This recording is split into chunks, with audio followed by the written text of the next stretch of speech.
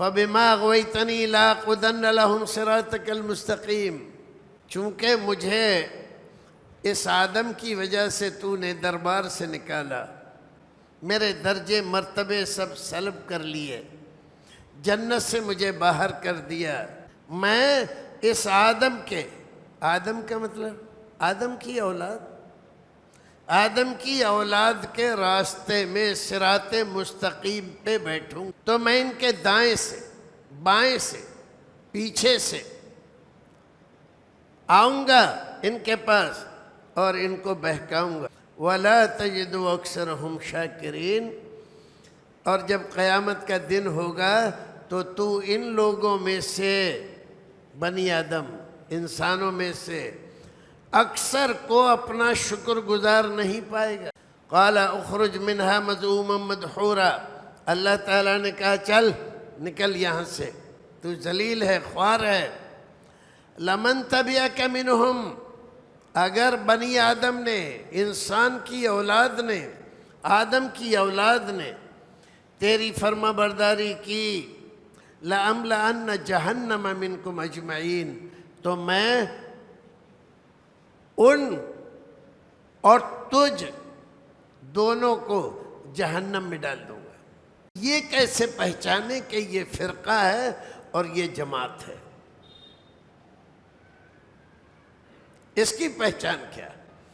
اس کی پہچان یہ، فرقہ اس کو کہتے ہیں، وہ فرقہ جو اسلام میں باطل پر مانا جائے گا، وہ فرقہ ہے جس کی بنیاد رسول کے علاوہ کوئی دوسری شخصیت ہو، اور جو فرقہ ایسا ہو جس کی بنیاد رسول ہو، قرآن ہو، حدیث ہو، صحابہ ہو، وہ سچا فرقہ ہے، حق فرقہ ہے، جنتی فرقہ ہے، نجات یافتہ فرقہ ہے۔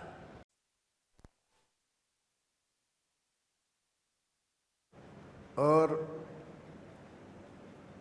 جماعت پر اعتراضات ہوتے ہیں، تو میں چاہتا ہوں کہ اس کو مختصر انداز میں بیان کر دوں تاکہ احباب مطلع رہیں، واقف رہیں، اگر کوئی اعتراض کرتا ہے تو اس کو جواب دے سکے۔ اللہ تعالیٰ فرماتا ہے ان الذین فرقوا دینہم وکانوا شیعا لست منہم فی شیء انما امرہم الی اللہ ثم ینبئہم بما کانوا یفعلون۔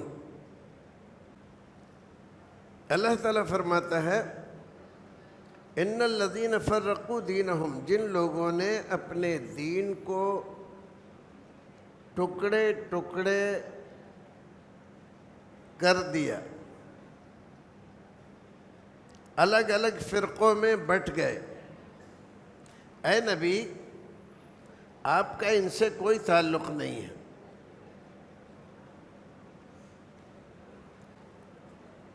لست منہم فی شیء، نہ ان کا آپ سے کوئی تعلق ہے نہ آپ کا ان سے کوئی تعلق ہے۔ انما امرہم الی اللہ، ان کا معاملہ اللہ کے حوالے ہے۔ ثم ینبئہم بما کانوا یفعلون، قیامت کے دن اللہ رب العزت ان کو بتلائے گا کہ یہ جو کچھ کرتے تھے، جو کچھ کہتے تھے، وہ حق تھا یا باطل تھا۔ فرقہ بندی کی لعنت امت میں سب سے بڑی لعنت ہے، اور اسی نے امت کو ٹکڑے ٹکڑے گینگ میں تبدیل کر دیا ہے۔ سب کی طاقت ختم ہو گئی، اور اتنی بڑی تعداد میں ہوتے ہوئے امت بے وزن ہو کر رہ گئی ہے۔ تو اسلام اور قرآن فرقہ بندی کے خلاف ہے، اور فرقے نہیں بنانا چاہیے، نہ فرقہ بندی کی حمایت میں رہنا چاہیے۔ جو بات ہم نے کہی یہ بات تو سبھی کہتے ہیں، فرقہ بندی مت کرو، فرقے مت بٹ جاؤ، لیکن یہ کوئی نہیں بتاتا کہ وہ فرقہ جس کو اللہ رب العزت ناپسند کرتا ہے، اسلام جس کے خلاف ہے، رسول اکرم نے جس سے ڈرایا ہے، وہ فرقہ کون سا ہے؟ تو اس سلسلے میں ایک حدیث ترمذی شریف کی ہے،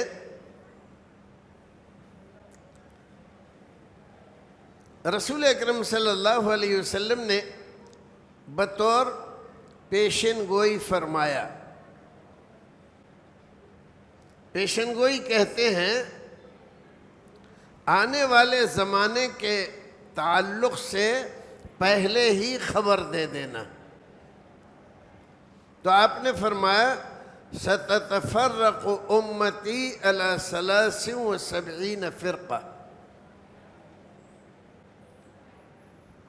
میری امت بھی عنقریب 73 فرقوں میں بٹ جائے گی۔ یہود و نصارہ 72 فرقوں میں بٹے تھے، میری امت اس میں بھی آگے بڑھ کر 73 فرقوں میں بٹ جائے گی۔ اور یہ بات ہمارے لیے امت مسلمہ کے لیے بہت ہی خطرناک ہے۔ آپ فرماتے ہیں کلہم فی النار الا واحدہ، یہ سارے فرقے جہنمی ہوں گے، صرف ایک فرقہ جنتی ہوگا۔ اب یہ تو بڑی تشویش کی بات ہوگی۔ ہماری امت مسلمان لاکھوں کروڑوں کی تعداد میں دنیا میں موجود ہے، اور انڈونیشیا کے بعد سب سے بڑی تعداد مسلمانوں کی یہاں ہندوستان میں ہے آپ کے، اور یہ فرقوں میں بٹے ہوئے ہیں، اور آئے دن فرقے بنتے رہتے ہیں، بنیادیں الگ الگ ہوتی ہیں۔ صحابہ کرام کو تشویش ہوئی تو انہوں نے پوچھا اللہ کے رسول، یہ جو نجات پانے والا فرقہ ہوگا، جنت میں جانے والا، جہنم سے بچنے والا، یہ فرقہ کون سا ہوگا؟ فرمایا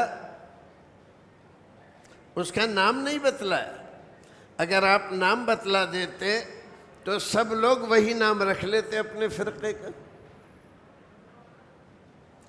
فرمایا ہم ما انا علیہ و اصحابی، یہی روایت مستدرک حاکم میں بھی ہے، اس میں ایک لفظ اور بڑھا ہوا ہے، ما ہم علیہ اصحابی الیوم، آج میں، میرے صحابہ جس طریقے پر ہیں، وہ فرقہ، وہ جماعت، وہ لوگ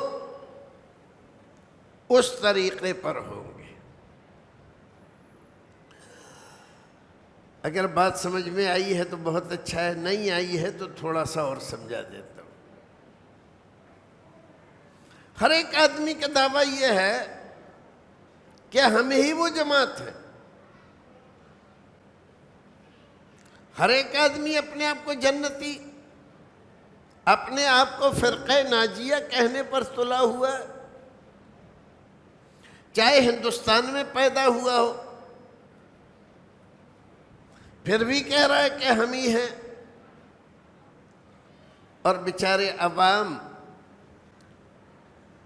اس حقیقت کو جان ہی نہیں پاتے ہیں کہ جو رسول نے بتلایا تھا وہ کیا تھا اور وہ کہاں گیا۔ رسول نے کیا بتلایا تھا؟ دو باتیں، میں جس طریقے پر ہوں، میرے صحابہ جس طریقے پر ہیں، اس طریقے پر جو فرقہ ہوگا وہی جنتی ہوگا۔ اب ہم اگر دیکھیں آج کے زمانے میں جتنے بھی فرقے ہیں، یہ سارے فرقے کیا صحابہ کرام اور رسول اکرم کے طریقے پر ہیں؟ کہتے سب ہیں کہ ہم قرآن و حدیث کو فالو کرتے ہیں، اس میں بھی کوئی شک نہیں کہ سب کا دعویٰ یہی ہے کہ ہم قرآن و حدیث پہ چل رہے ہیں۔ اب ذرا ایک بات پہ غور کریں آپ، کیا صحابہ کرام مقلد تھے؟ ایک چھوٹی سی باتیں تو اور کئی زیادہ ہیں، لیکن صرف ایک دو بات بتا دو۔ کیا صحابہ کرام مقلد تھے؟ تقلید کرتے تھے؟ پتہ چلے گا کہ نہیں، صحابہ کرام کسی کے مقلد نہیں تھے۔ پھر وہ بات کس کی مانتے تھے اگر مقلد نہیں تھے؟ تو بات تو رسول کی مانتے تھے۔ آپ کے زمانے میں اگر کوئی اختلاف ہوتا تو کس کی بات مانتے؟ رسول کے پاس جاتے، آپ کو بتلاتے ایسا ایسا معاملہ ہے، تو آپ بتاتے کہ ایسا کرو ایسا مت کرو، بات ختم ہو جاتی، بڑے بڑے جھگڑے ختم ہو جاتے۔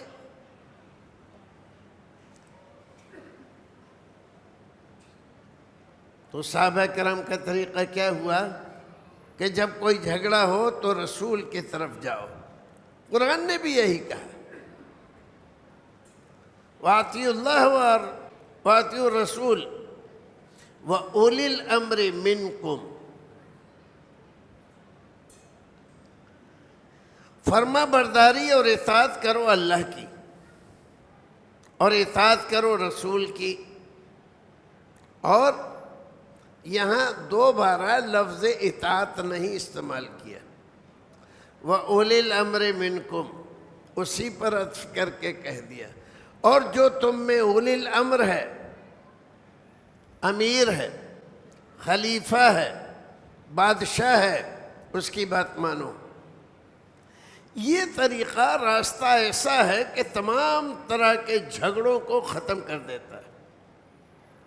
کوئی بھی مسئلہ ہے، دین کا ہو، دنیا کا ہو، سماجی ہو، اقتصادی ہو، کاروبار کا ہو، اگر اللہ کا فرمان مل گیا قرآن میں اس کو مان لیا، اللہ کا نہیں ملا رسول اللہ کا مل گیا حدیث میں اس کو مان لیا۔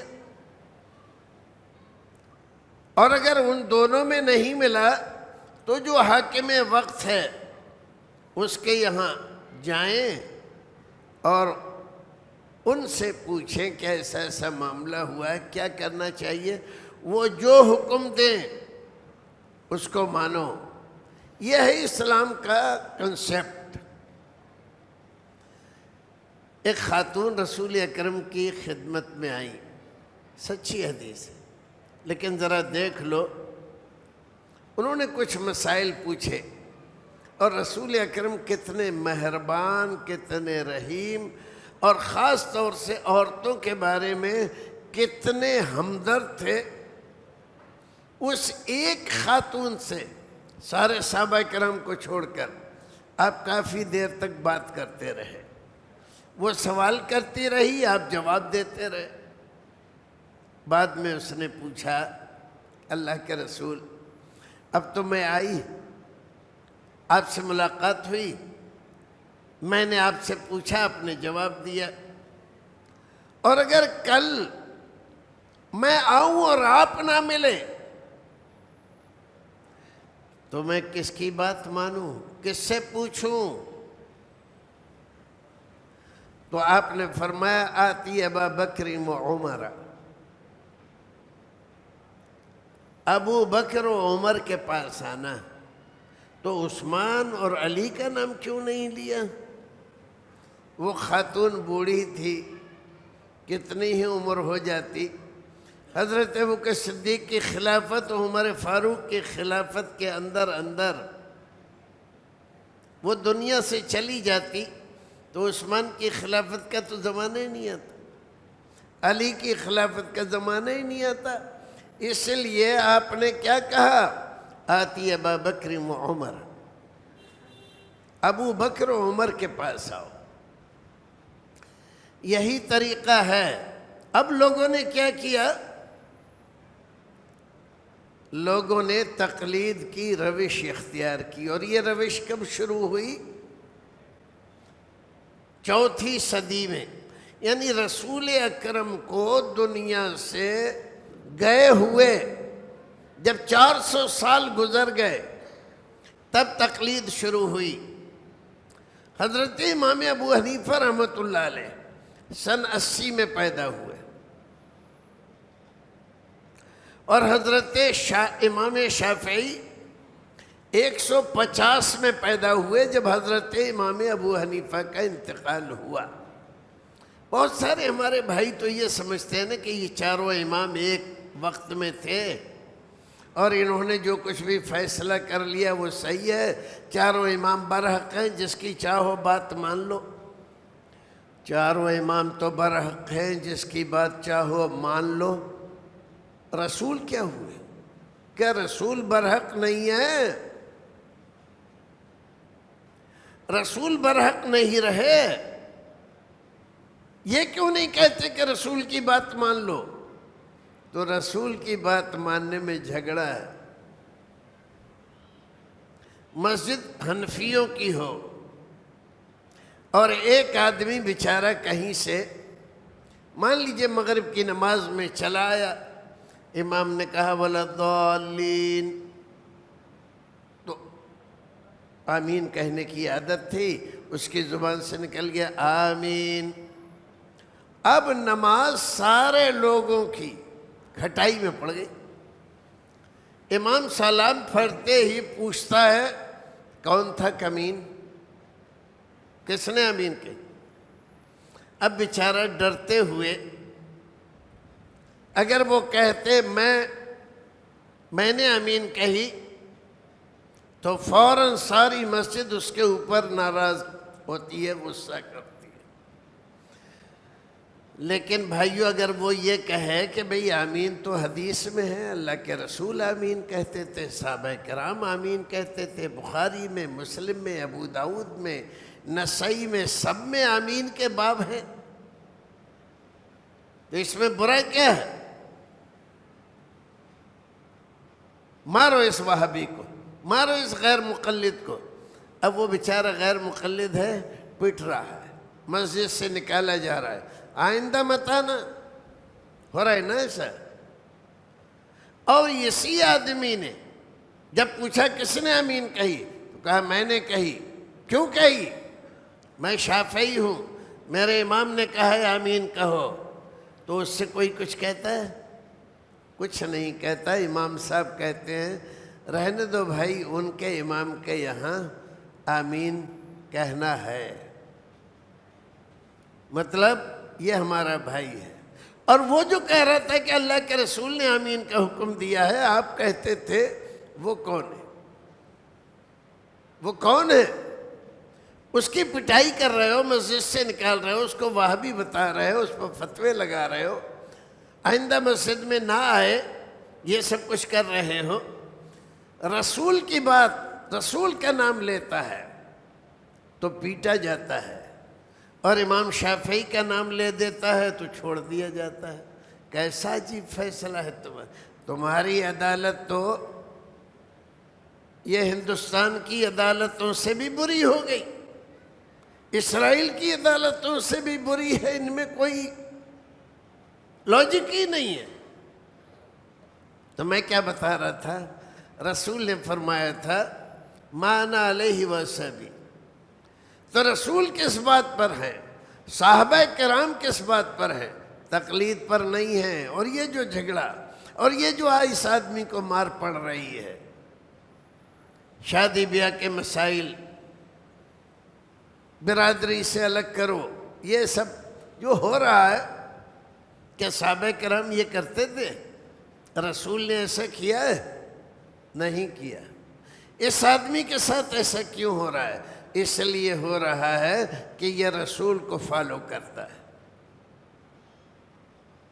اگر بات سمجھ میں آ گئی ہوگی تو یہ بات بھی سمجھ میں آ گئی ہوگی کہ آج پوری دنیا میں اگر کوئی حق جماعت ہے اور رسول کے طریقے پر چلتی ہے، صحابہ کرام کے طریقے پر چلتی ہے، تو وہ جماعت اہل حدیث ہے، کیونکہ یہ کسی شخصیت کا نام نہیں لیتے، کہتے ہیں کہ رسول نے ایسا کیا۔ یہ کام کیوں کر رہے ہو؟ اس لیے کہ رسول نے کیا۔ یہ کام کیوں کر رہے ہو؟ صحابہ کرام کرتے تھے۔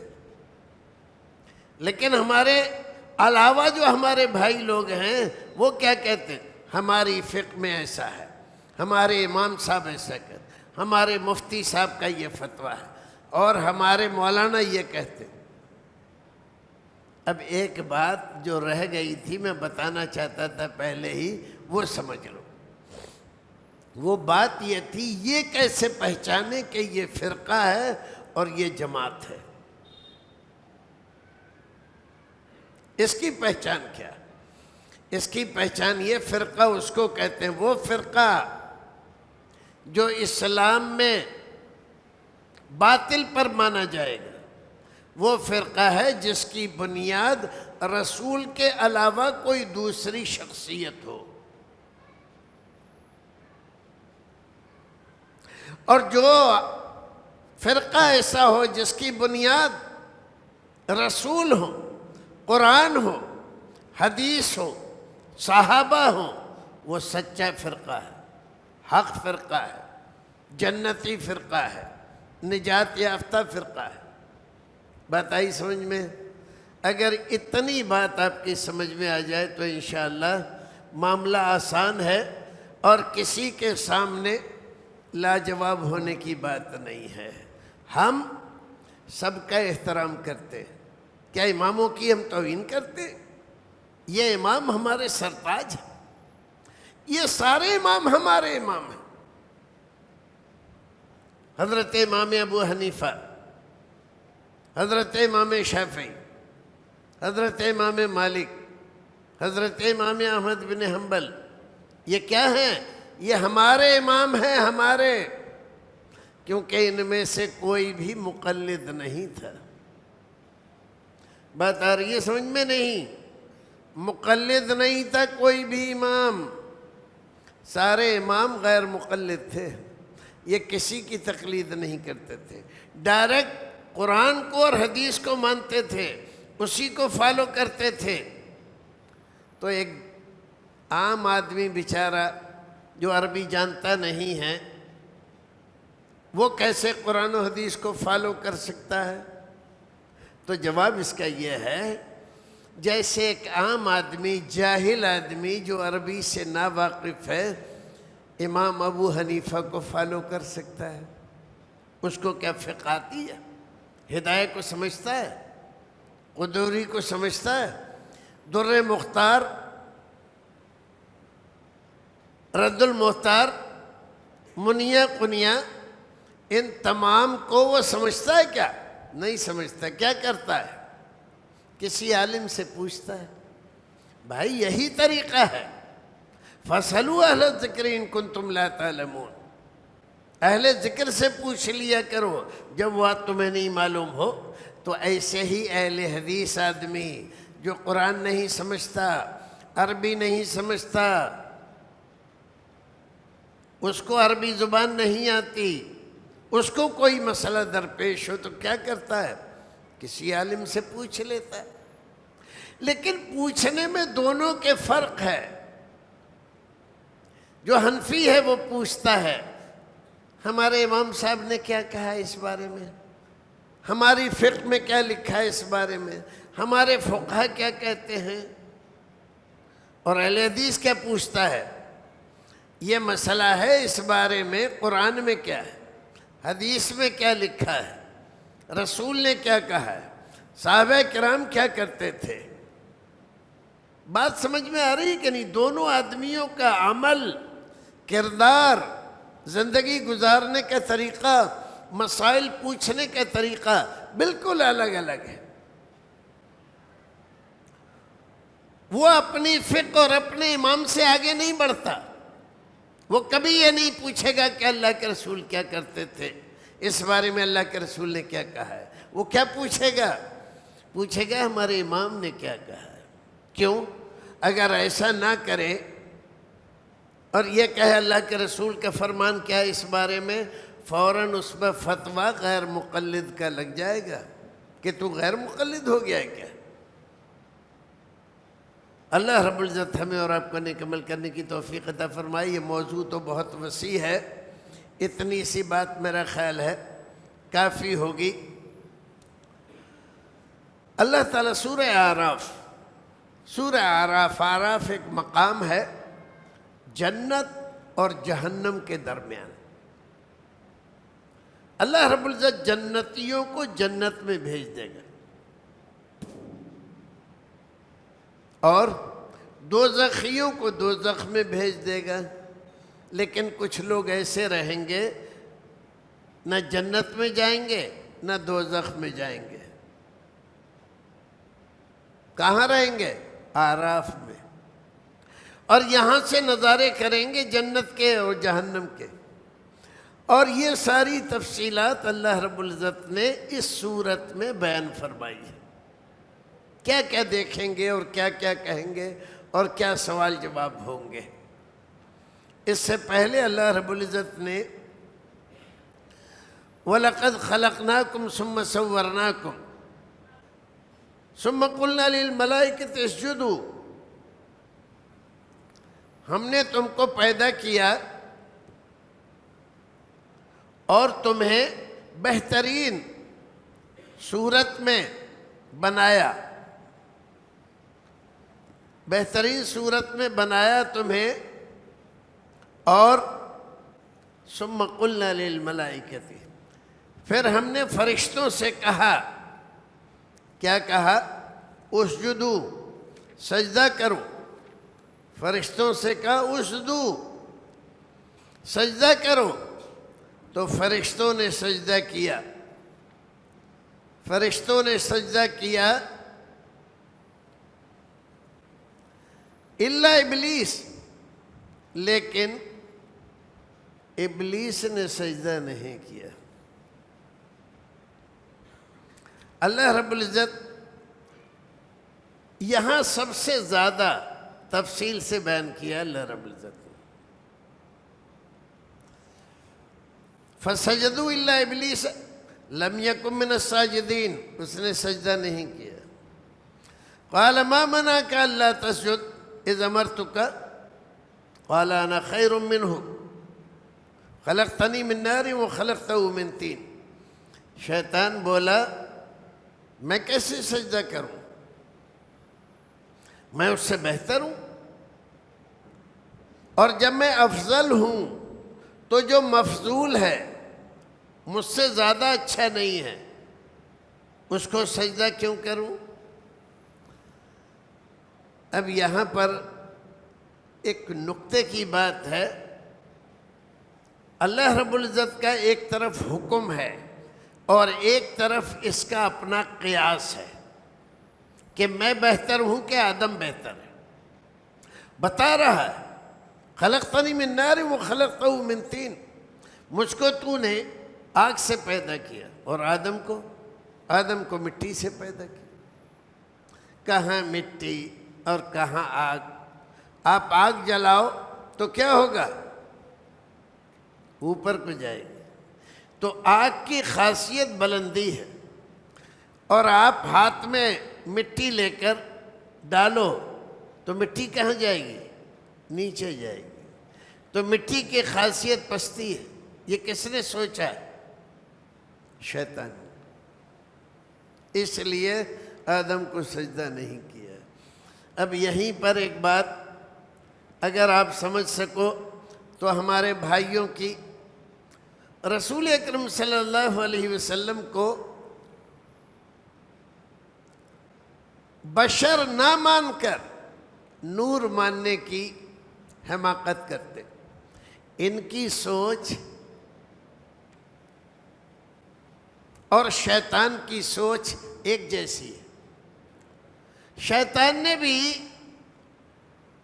مٹی کو ہلکا سمجھا، ذلیل سمجھا، حقیر مانا، اس لیے سجدہ کرنے سے انکار کر دیا. ٹھیک ہے کہ نہیں؟ اور ہمارے یہ بھائی رسول اکرم کو بشر نہیں مانتے. بشر کا مطلب وہ انسان جو خاک سے پیدا ہے. یہ بھی خاک کو حقیر سمجھتے، ذلیل سمجھتے. تو شیطان کی فکر اور ان کی فکر برابر ہے. اسی لیے یہ رسول اکرم کو بشریت سے خارج کر کے نوری مخلوق ماننے پر ضد کرتے. اس سے کیا سمجھ میں آیا کہ یہ سوچ شیطان کی بھی غلط تھی تو ہمارے ان بھائیوں کی بھی غلط ہے. بشر کو اللہ رب العزت نے اشرف المخلوقات بنایا ہے. اشرف المخلوقات کا مطلب جتنی بھی مخلوق اس نے پیدا کی ہے تمام میں افضل کس کو بتایا؟ انسان کو. انسان اشرف المخلوقات ہے. جب اشرف المخلوقات ہے تو آپ اشرف المخلوقات سے اپنے نبی کو نکال کے غیر اشرف میں کیوں شامل کر رہے ہو بھائی؟ اور اس میں رسول اکرم کی محبت کا کیا تعلق ہے؟ بات آ رہی ہے سمجھ میں؟ غلطی اور کوتاہی کہاں ہے؟ ان کے غلط قیاس میں ہے. جیسے ابلیس نے قیاس کیا. محدثین کرام کی بڑی جماعت، دارمی میں بھی آپ دیکھ لیں کئی روایتیں. اول من قاس ابلیس، اللہ کے فرمان کے مقابلے میں جس نے قیاس کیا وہ سب سے پہلا ابلیس تھا. اس سے پہلے کسی نے اللہ کے فرمان کے مقابلے میں قیاس نہیں کیا. قیاس کرنا برا نہیں ہے. قیاس تو ایک دلیل ہے. 4 دلیلوں میں سے شریعت میں 4 دلیلیں مانی گئی ہیں: قرآن، سنت، اجماع، قیاس. تو قیاس بھی ایک دلیل ہے.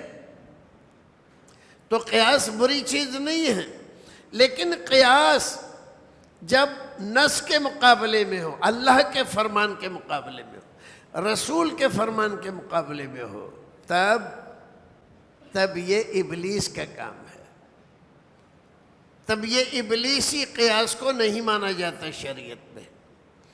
تو سب سے پہلے کس نے قیاس کیا؟ ابلیس نے. کیا کہا؟ انا خیر منہ، میں اس سے بہتر ہوں. خلقتنی من نار وخلقتہ من طین، مجھے تو نے آگ سے بنایا، اس کو مٹی سے بنایا. اللہ رب العزت بہت ناراض ہوا. قال فاہبط منہا فما یکون لک ان تتکبر فیہا. اللہ تعالیٰ نے فرمایا چل نکل، اپنے دربار سے بھگا دیا. بعض مفسرین کہتے ہیں کہ جنت سے نکال دیا. جنت ہو یا دربار ہو، جب اللہ رب العزت نے دربار سے نکال دیا تو جنت سے بھی نکال دیا. اور کیا کہا؟ فما یکون لک ان تتکبر فیہا. اس مسئلے میں تو تکبر اور غرور کرے کہ مجھے آگ سے بنایا ہے. ارے پاگل، بنایا کس نے؟ بنایا تو میں نہیں ہے، تو کہ خود بن گیا ہے. بنایا میں ہوں، میں رب ہوں، اور میں حکم دے رہا ہوں کہ سجدہ کر، اور تو سجدہ نہیں کر رہا ہے، غرور کر رہا ہے، تکبر کر رہا ہے. فاخرج انک من الصاغرین، آج سے تو ذلیل ہے، خوار ہے، لعین ہے، رجیم ہے. جو شیطان رجیم ہم کہتے ہیں نا، تو رجیم کے یہی سب معنی ہوتے ہیں. تو یہاں صاغرین کا لفظ استعمال کیا جس کے معنی ذلیل و حقیر کے ہوتے ہیں. قال انظرنی الی یوم یبعثون. جب اللہ نے یہ کہا تو کہنے لگا اے اللہ اب تو مجھے نکال تو رہا ہی ہے، دربار سے بے دخل کر دیا، میری فضیلتیں چھین لی. انظرنی الی یوم یبعثون، تو میں ایک درخواست کرتا ہوں. کہا کیا؟ کہا قیامت تک کے لیے میں مہلت چاہتا ہوں. جب دوبارہ لوگ قبروں سے اٹھائے جائیں گے اس وقت تک کے لیے مجھے اجازت دی جائے. قال فبما قال انک من المنذرین. اللہ رب العزت نے کہا چل دیا. کیسا رحیم رب ہے، اتنی گستاخی اور غرور کرنے کے باوجود مانگ رہا ہے تو اس کو محروم نہیں کر رہا ہے.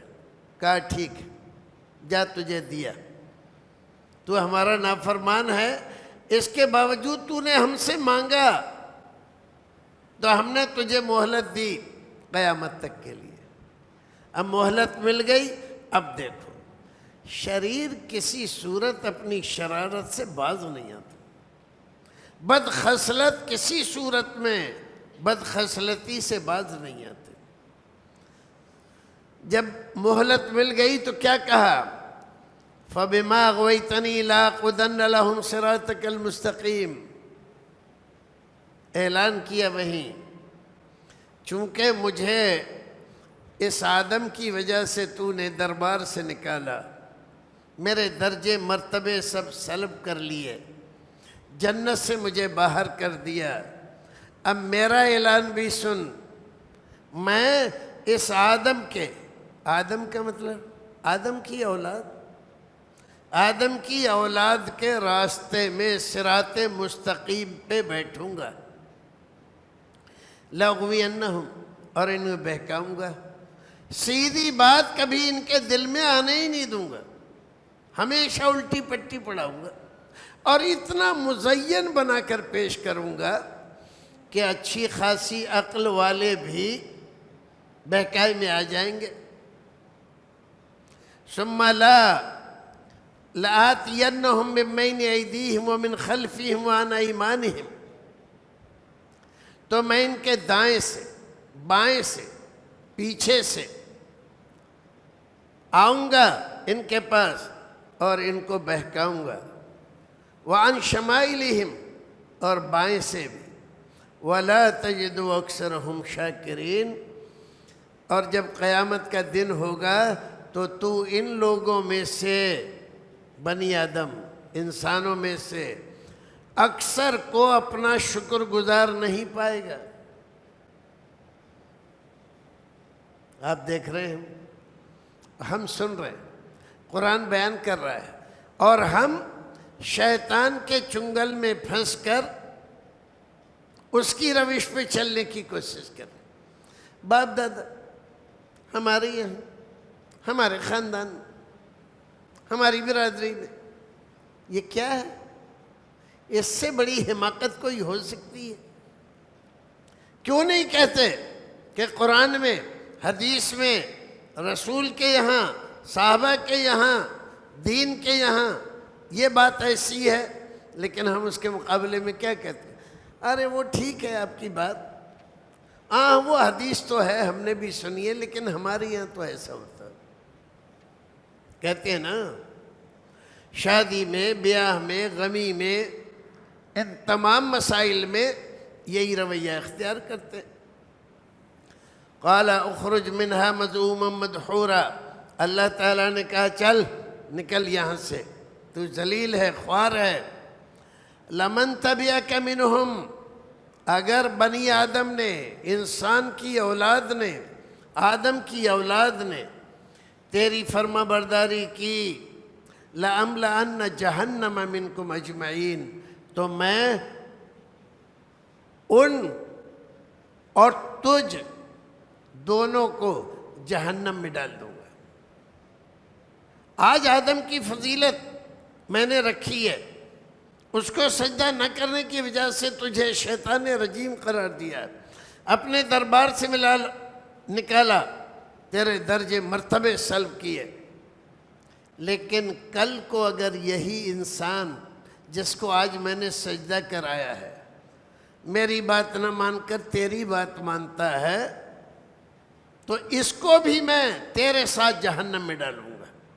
وَيَا آدَمُ اسْكُنْ أَنْتَ وَزَوْجُكَ الْجَنَّةَ فَكُلَا مِنْ حَيْثُ شِئْتُمَا وَلَا تَقْرَبَا۔ اور آدم سے کہا کہ آدم جاؤ تم جنت میں رہو۔ اس وقت تک آدم علیہ السلام کی بیوی نہیں تھی، جنت میں گئے، اب اکیلے آدمی، کتنی اچھی جگہ ہو، کچھ ہو، اکیلا کیا کرے گا، ٹو من نہیں لگ رہا ہے تو اللہ رب العزت نے ان کی دل بستگی کے لیے حوا کو پیدا کیا۔ اب ان کو قرار اور جنت میں رہنے لگے دونوں، کہا ساری جنت تمہارے لیے، رہو سو، کھاؤ پیو، موج کرو، مستی کرو، جو چاہو کرو، لیکن خبردار اس درخت کے قریب مت جانا۔ فَتَكُونَ مِنَ الظَّالِمِينَ وَلَا تَقْرَبَا هَذِهِ الشَّجَرَةَ، اس درخت کے قریب مت جانا، اور اگر گئے تو تم بھی ظالموں میں شمار ہوگا تمہارا۔ فَوَسْوَسَ لَهُمَا الشَّيْطَانُ لِيُبْدِيَ لَهُمَا مَا أُورِيَ عَنْهُمَا مِنْ سَوْآتِهِمَا، لیکن شیطان ان کے پیچھے لگا رہا، وسوسے دلاتا رہا، اور ان کے اس لباس کو جو جنتی ان کے جسم پر تھا اتارنے کی پوری کوشش کرتا رہا۔ وَقَالَ مَا نَهَاكُمَا رَبُّكُمَا عَنْ هَذِهِ الشَّجَرَةِ إِلَّا أَن تَكُونَا مَلَكَيْنِ أَوْ تَكُونَا مِنَ الْخَالِدِينَ۔ کیا کہا؟ اے آدم تم بڑے بھولے ہو، اے حوا ارے ذرا ان کو سمجھاؤ، یہ بہت بھولے ہیں، تمہیں پتہ ہے اللہ رب العزت نے اس درخت کے کھانے سے تمہیں منع کیوں کیا؟ انہوں نے کہا بھی ہمیں تو نہیں معلوم۔ کہا میں بتاتا ہوں، اس لیے منع کیا ہے کہ یہ درخت ایسا ہے کہ جو کھا لیتا ہے اس کو وہ فرشتہ بن جاتا ہے، اور پھر وہ ہمیشہ زندہ رہتا ہے، موت کا ڈر نہیں رہتا اس کو۔ اللہ اکبر۔ ایک حکومت اور ایک ہمیشہ کی زندگی، انسان کی آج بھی کمزوری ہے۔ حکومت چاہیے، عہدہ چاہیے، اقتدار چاہیے، اور اس کے لیے سینکڑوں ہزاروں لوگوں کو تحت کر دیتا ہے، اور ہمیشہ رہنے کے لیے کون سی پیتھی ہے جس کی دوا نہیں کھاتا، کون سے معجون ہیں جو استعمال نہیں کرتا، اور کون سے خمیرے ہیں جو چھوڑ دیتا ہے، ساری دنیا کے حکیموں کو بلا کر رکھتے ہیں۔ اب ایک بات تھوڑی سی یاد آئی، اکبر کی موت کیسے ہوئی؟ اکبر کے دربار میں اس کے 12 رتن تو تھے ہی، اس نے اس زمانے کے مشہور سے مشہور حکیموں کو جمع کر رکھا تھا۔ ایک بار اس کو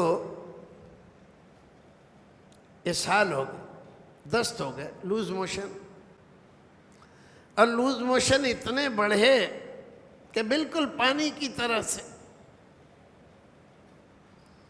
تو شاہی حکیم آیا، اس نے دوا دی، کہا سر پریشان ہونے کے بعد نہیں، شام تک ٹھیک ہو جائیں گے۔ شام ہوئی، کچھ بھی نہیں ہوئی۔ پھر بلایا اس کو تو اس نے دوا بدلی، کہا صبح تک ٹھیک ہو جائیں گے۔ صبح کو بھی وہی حال ہے۔ پھر اس کو بلایا، اور حکیموں کو بلایا، اور لوگوں کو، اور حکیم کئی سارے جمع ہو گئے۔ ایک حکیم نے ایک نسخہ تجویز کیا، حکیم نے نسخہ تجویز کیا، کہا اس سے آپ بالکل لوز موشن آپ کے بند ہو جائیں گے۔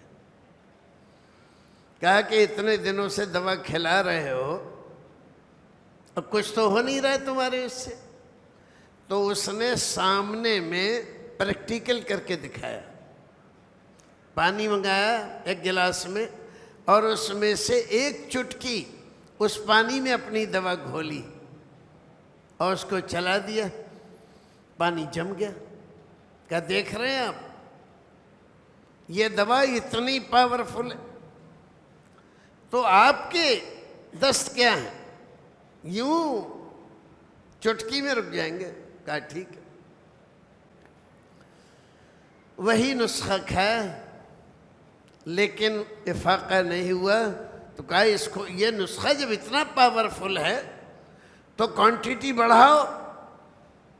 تو ایک چٹکی دے رہا تھا کہ نا زیادہ دو، تو ایک چٹکی سے زیادہ دوا دی، نتیجہ کیا ہوا؟ سارا پیٹ جام ہو گیا اور مغل اعظم صاحب مر گئے۔ بھائیو عزیزو، موت کا کوئی علاج نہیں، کوئی دوا، کوئی پیتھی، کوئی گولی، کوئی خمیرہ، کوئی معجون، کوئی جوارش کام نہیں کرتی جب موت کا وقت ہوتا ہے۔ بہرحال تو آدم و حوا کو اس نے بہکایا اور کہا کہ یہ وجہ ہے تاکہ تم ہمیشہ زندہ نہ رہو، وقت آئے اور مر جاؤ، اس لیے تمہیں منع کیا ہے۔ اب یہ دونوں شیطان کا بہکاوا، آدم نے کہا نہیں اللہ نے منع کیا، میں نہیں کروں۔ حضرت حوا، عورتیں ہمیشہ نرم دل ہونے کے ساتھ وسوسوں میں جلدی گرفتار ہو جاتی ہیں، آتے ہیں نا کبھی کبھی، 100 کے 200 کرنے والے، 100 روپے دیے فوراً 200 روپے، 500 دیے 1000 روپے، 1000 دیے 2000 روپے۔ اچھا ہے، تو گھر کے گہنے اور جتنے پیسے ہیں سب لا کے دے دیے کہ پیر جی دونی کر دو، تو وہ نقلی دے کے اور چلا گیا، اور سارا پیسہ اور سارا زیور لے گیا۔ تو سب سے جلدی شیطان کا جن پر اثر ہوتا ہے عورت ہے۔ تو حضرت حوا نے آدم کو پھسلایا، کہا کہ کیا بیچارہ، یہاں تو ذکر وقاسمہما انی لکما لمن الناصحین، قسم کھا کر کہا میں تمہارا سچا شبھ چنتک ہوں، مخلص ہوں، خیر خواہ ہوں۔ مجھے کیا فائدہ ہے جو میں تم سے کہہ رہا ہوں کہ بھی کھا لو اس کو، مجھے تھوڑی فائدہ ہے۔ ارے بھائی آپ کی حکومت ہمیشہ رہے گی، آپ ہمیشہ زندہ رہو گے، مجھے تھوڑی فائدہ ہو رہا ہے، میں تو آپ کی خیر خواہی میں کہہ رہا ہوں۔ فَدَلَّاهُمَا بِغَرُورٍ فَلَمَّا ذَاقَا الشَّجَرَةَ بَدَتْ لَهُمَا سَوْآتُهُمَا وَطَفِقَا يَخْصِفَانِ عَلَيْهِمَا مِنْ وَرَقِ الْجَنَّةِ، اس کے بہکاوے میں آ گئے اور وہ درخت چکھ لیا۔ نتیجہ کیا ہوا؟ جو جنتی لباس پہنے ہوئے تھے سارا لباس جسم سے اتر گیا۔ اللہ تعالیٰ فرماتا ہے تفقا یخصفان علیہما من ورق الجنہ، تو جنتی درختوں کے پتے توڑ کے اپنی شرمگاہیں ڈھانپنے لگے، کیونکہ وہاں کوئی کپڑا تھوڑی تھا، میلیں تھوڑی چل رہی تھی کہ کپڑا مل جائے۔ اللہ رب العزت نے خصوصی طور پر جنتی لباس عطا فرما رکھا تھا، اور وہ یہ نافرمانی کرنے سے اتر گیا، تو جنت کے درختوں کے پتے لے لے کر شرمگاہ چھپانے لگے۔ وَنَادَاهُمَا رَبُّهُمَا أَلَمْ أَنْهَكُمْ عَنْ تِلْكُمُ الشَّجَرَةِ، اللہ نے آواز دی، اے آدم کیا میں نے تجھے اس درخت کے قریب جانے سے منع نہیں کیا تھا؟ وَأَقُلْ لَكُمَا إِنَّ الشَّيْطَانَ لَكُمْ عَدُوٌّ مُبِينٌ، اور کیا میں نے تجھے بتایا نہیں تھا کہ شیطان تمہارا کھلا ہوا دشمن ہے؟ قالا، تو دونوں کہنے لگے ربنا ظلمنا انفسنا وإن لم تغفر لنا وترحمنا لنكونن من الخاسرین۔ ربنا، اے ہمارے رب، ظلمنا انفسنا، ہم نے ہی اپنے اوپر ظلم کیا، وإن لم تغفر لنا وترحمنا، اگر تو ہمیں نہیں بخشے گا اور ہمارے اوپر رحم نہیں فرمائے گا، لنکونن من الخاسرین، تو ہم تو کہیں کے نہیں رہیں گے۔ اور یہی دعا آخر قال اہبطوا بعضکم لبعض عدو ولکم فی الارض مستقر ومتاع الی حین، آگے بھی یہ قصہ تو یہی میں کہہ رہا تھا کہ یہاں پر اس صورت میں یہ واقعہ سب سے زیادہ طویل بیان کیا اللہ رب العزت نے پوری تفصیل سے، اور جگہوں پر تو اشارے کیے ہیں۔ دنیا میں بھیج دیا، آج ہم دنیا میں ہیں۔ اس دنیا میں ہمارے بہت سارے بھائی یہ سمجھتے ہیں کہ اس دنیا میں ہم عیش و آرام کرنے کے لیے آئے ہیں، کھانے پینے موج مستی کے لیے آئے ہیں۔ نہیں بھائیو، اس دنیا میں آپ آئے ہو ایک غلطی کے نتیجے میں، تو اپنے آپ کو اللہ کی رحمت اور اس کی مغفرت سے سنوارو، اور ہمیشہ مغفرت کی دعا کرتے رہو، استغفر اللہ ربی من کل ذنب واتوب الیہ، تب اللہ رب العزت دوبارہ تمہیں اس جنت میں جگہ دے گا، ورنہ جنت ملنے والی نہیں ہے۔ اللہ رب العزت ہمیں اور آپ کو نیک عمل کرنے کی توفیق عطا فرمائے۔